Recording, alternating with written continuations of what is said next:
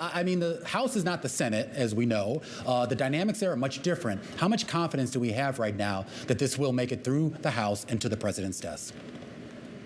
It seems the confidence is high that this continuing resolution, another stopgap two-step measure that will continue to fund the government through March 1st and March 8th, respectively, depending on what program you're talking about, will pass the House under a suspension of the rules, which means it's going to require a 2/3 majority. That means Democrats are going to be needed to carry this over the finish line, as there are likely many House conservative members who will not be voting for this package, either because they are opposed to another continuing resolution or because border security measures aren't attached to it. Just earlier today, some members of the House Freedom Caucus were attempting to push House Speaker Mike Johnson to include border measures in this continuing resolution. He is not doing that. It is going forward as the Senate has set it out. Again, the Senate has passed this. The House is expected to take it up this afternoon so everyone can get out of town here in Washington before a snowstorm come Friday. One thing I would point out, this does kick the can down the road for a third time. And when we get to March, if the appropriations process is not figured out at that time, we will be halfway through